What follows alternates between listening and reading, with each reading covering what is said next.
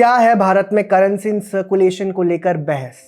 पिछले हफ्ते यानी 8 नवंबर को डीमोनेटाइजेशन की बरसी थी। जाहिर है कि हर साल की तरह डीमोनेटाइजेशन को याद किया गया। फिर से वही बातें दोहराई गई जो पिछले कई वर्षों से दोहराई जा रही हैं। वही बात कि डीमोनेटाइजेशन ने इंडियन इकोनॉमी को बर्बाद कर दिया। ये भी कि ये प्रधानमंत्री नरेंद्र मोदी का सबसे खतरनाक फैसला था और इसने देश की अर्थव्यवस्था को नुकसान पहुंचाया और लाखों लोगों को बेरोजगार कर दिया। ये तो हुई प्रोपेगेंडा की बात जो हर वर्ष होती है। राहुल गांधी तो अभी भी डीमोनेटाइजेशन का जिक्र करके वोट पाना चाहते हैं। इस बिहार चुनाव में कैंपेनिंग के दौरान भी इन्होंने ऐसा ही किया। लेकिन प्रोपेगेंडा के साथ साथ कुछ ऐसे सवाल भी उठे जो तार्किक थे। जैसे एक इंपॉर्टेंट क्वेश्चन ये था कि आज करेंसी विद पब्लिक अगर प्री डीमोनेटाइजेशन डेज से भी अधिक है तो फिर डीमोनेटाइजेशन का आखिरकार क्या फायदा था। अगर यही होना था तो फिर डीमोनेटाइजेशन एक तरह से फेलियर है। कुछ लोगों ने आज जो करेंसी विद पब्लिक है उसका एब्सोल्यूट नंबर बताते हुए यह तर्क दिया कि प्री डीमोनेटाइजेशन में currency with public 17.97 lakh crore थी और आज ये लगभग 37 लाख करोड़ है, तो फिर डीमोनेटाइजेशन फेलियर था। लोगों ने सवाल उठाया कि अगर 9 साल बाद यानी अक्टूबर 2025 में करेंसी विद पब्लिक बढ़कर 37 लाख करोड़ हो गई है तो फिर 8 नवंबर 2016 के बाद देश की जनता को इतनी तकलीफ देने का क्या फायदा था। ये सवाल महत्वपूर्ण है और इसका जवाब यह है कि किसी भी देश की इकोनॉमी में कैश के प्रचलन को मापने के लिए केवल करेंसी विद पब्लिक पैरामीटर नहीं हो सकता। दरअसल करेंसी विद पब्लिक को देश की जीडीपी के साथ देखने से पूरी पिक्चर समझ में आती है। हम इसे एक्सप्लेन करें इसके पहले आपको यह बता देता हूं कि एक और टर्म है जिसका जिक्र करना यहां आवश्यक है और वो टर्म क्या है। वो टर्म है करेंसी इन सर्कुलेशन।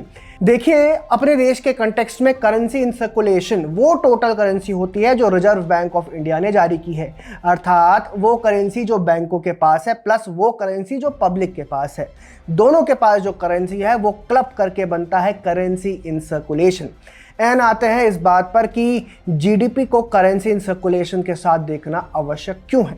देखिए, 2016 में यानी जब डीमोनेटाइजेशन हुआ तब देश की जीडीपी लगभग 2.2 ट्रिलियन डॉलर थी और तब करेंसी टू जीडीपी रेशियो 12.1% था। आज देश की जीडीपी लगभग 4.2 ट्रिलियन डॉलर्स है, तब यह लगभग 11.1% है। अर्थात अगर हम total currency to GDP ratio अगर देखें तो वह 2016 में डीमोनेटाइजेशन के समय लगभग 12.1% से गिरकर आज 2025 में अब 11.11% रह गया है और ये एक बड़ा सुधार है।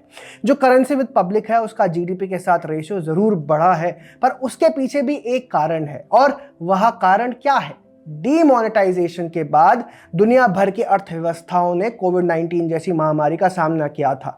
इसके दौरान 2020-21 में जब देश लॉकडाउन में था, लोगों ने बैंक से ज़्यादा नकद निकाला ताकि जरूरी खर्च चाहे वो राशन हो या दवाई नकद से आसान रहे।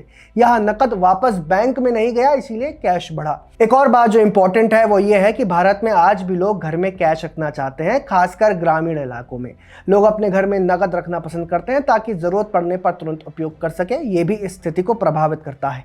हमारे देश में अभी भी ग्रामीण आबादी शहरी से ज़्यादा है और वहाँ डिजिटल पेमेंट का उपयोग उतना नहीं है, इसीलिए कैश की डिमांड बनी रहती है। दूसरी तरफ सरकार और आरबीआई ने डिजिटलाइजेशन पर जोर दिया है, जिस वजह से यूनिफाइड पेमेंट्स इंटरफेस यूपीआई पीछे नहीं है।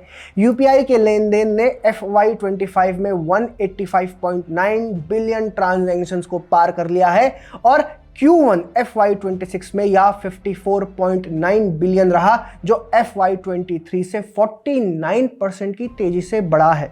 इसका मतलब यह है कि डिजिटल पेमेंट्स तेजी से देश के हर कोने में पहुंच रहे हैं, खासकर टियर 2 और टियर 3 सिटीज में। लेकिन तब भी भारत का कैश टू जीडीपी अनुपात जापान, यूरोजोन, चीन, रूस और अमेरिका से ज़्यादा है, जो हमारे बड़े अनौपचारिक अर्थव्यवस्था, नकद संस्कृति और डिजिटल पेमेंट की धीमी शुरुआत को दिखाता है। इसलिए नकद की बढ़ती आपूर्ति को देखते हुए हमें ये समझना चाहिए कि ये सिर्फ जमा नोट नहीं बल्कि बढ़ती अर्थव्यवस्था, कोविड के कारण सुरक्षित नकद रखने की प्रवृत्ति और सामाजिक आदतें हैं जो इसे बनाए रखती हैं। तो अगली बार जब कोई कहे नोटबंदी का फायदा क्या हुआ, तो आप कह सकते हैं कि नोटबंदी के बाद नकद का अनुपात कुल जीडीपी की तुलना में कम हुआ है, डिजिटल लेन देन आसमान छू रहे हैं और यह सुधार हमारे आर्थिक भविष्य के लिए एक मजबूत संकेत है। तो ये थी असली तथ्य और असली कहानी, असली फैक्ट्स, जो सिर्फ आंकड़ों में छुपे नहीं बल्कि हमारे रोजमर्रा के व्यवहार में भी झलकती है।